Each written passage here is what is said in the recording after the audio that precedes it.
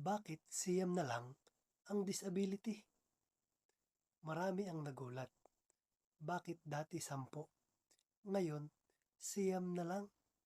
May tinanggal ba? May mawawalan ba ng karapatan? Makinig ka muna bago ka matakot.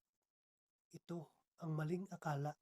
Kapag binawasan ang bilang, binawasan din ang karapatan ng persons with disabilities. Mali. Walang tinanggal na karapatan. Walang inalis na person with disability. Noon, ganito ang sistema. Ano ang sakit mo? Anong diagnosis mo? Anong label ang ilalagay sa iyo? Resulta, magkakapatong na kategorya.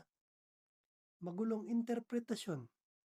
May mga persons with disability na napag-iiwanan.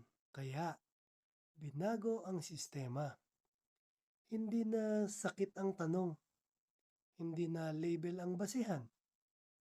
Ang tanong ngayon, ano ang hirap mong gawin? At paano ka hinahadlangan ng sistema?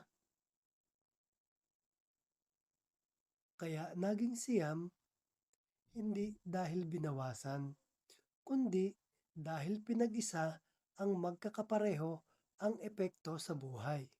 Halimbawa, magkaiba ang diagnosis, pero pareho ang struggle.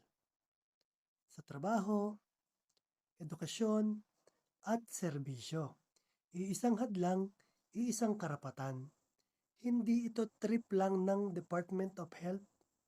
Align ito sa World Health Organization at United Nations standards. Ganito ang modernong pagtingin sa disability. Tao muna bago ang kondisyon o bago ang kapansanan. Hindi mo kailangang magkasya sa kahon para masabing person with disability. Ang sistema ang dapat mag-adjust sa iyo, hindi ikaw sa sistema. Kung person with disability ka, mahalaga to. Kung may mahal kang person with disability, mas lalo. I-share mo, i-correct natin ang maling akala. Huwag kalimutang i-follow si Boss Lekem na nagbibigay ng inspirasyon, pag-asa, at tumutulong isulong ang karapatan ng persons with disabilities.